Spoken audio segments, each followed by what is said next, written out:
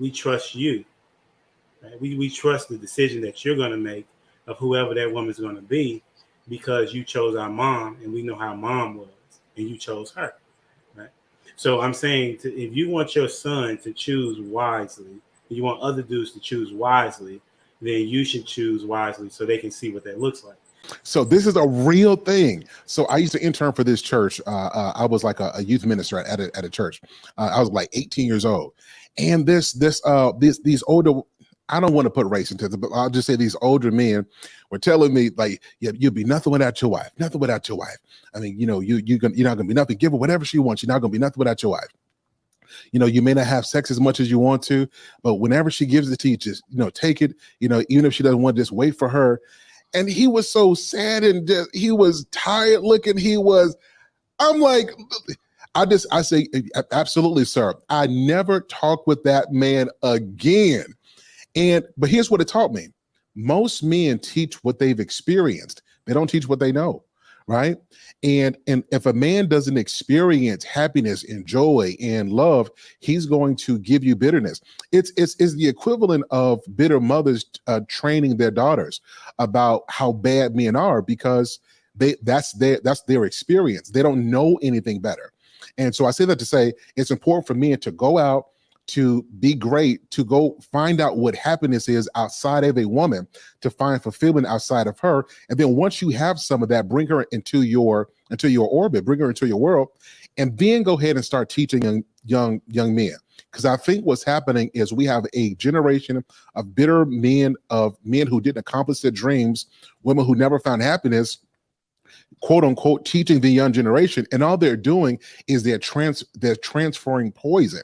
And that's why we are seeing the declining rates in marriage and family, because we didn't get knowledge. We got infection, and we're left to deal with that sickness now. And I think that's what we're seeing in our communities.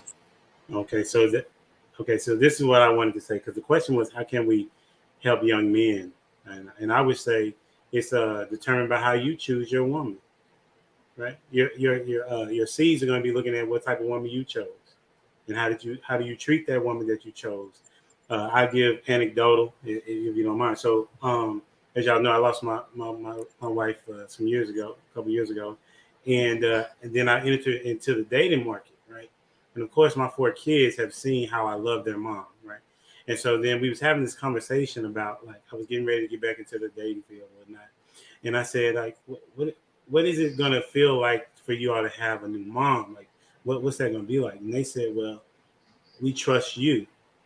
Right? We trust the decision that you're going to make of whoever that woman's going to be because you chose our mom and we know how mom was and you chose her. Right? So I'm saying if you want your son to choose wisely, you want other dudes to choose wisely, then you should choose wisely so they can see what that looks like.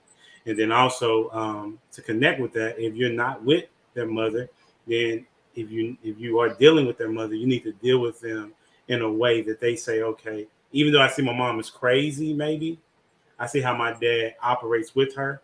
But at the same time, if she's not crazy, I can see why my dad chose her to be my mom. So I'll say it like that. Choose wisely and they'll choose the same. Facts.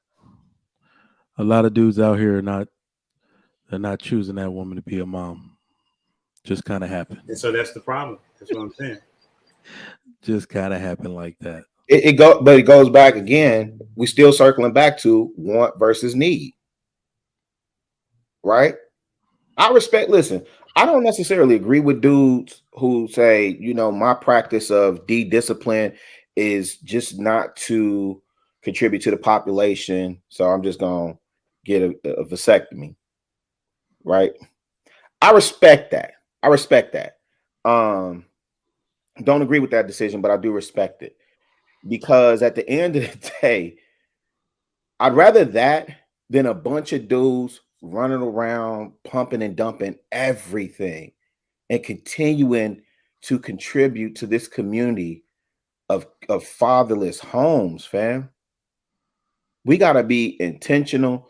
Hank, again, I will just say, just to answer your question, bro, I think you answered your question. We need men around that's pouring into these young boys. Sir Hale, I agree with you. I'm so glad you said that, because a lot of times we think the dope boys, the pimps, the players, the Macs, the hustlers. Those are the ones that get the attention. When you talked about being successful at something, right? The dudes with the flashiness, we think those are the ones that got attention. When I moved back to Chicago in 2016, when I hit the block, when I hit my grandma block, right, and I was reconnecting with people on the block, because it's like 4 or 5 families from when I grew up that's still there. You know what, them shorties that I seen them, they adults now. Man, you know what they was telling me? Man, we used to watch y'all all the time. Man, you turn, like, I got people to this day that'll be, yo, you turned me on to hip hop. And I ain't talking about like y'all know how I get down, man. I'm talking about like real lyricism. It's like these are the same cats that'll listen to like a Twister and then listen to Tribe Called Quest. And they could break down the lyrics and explain it to you.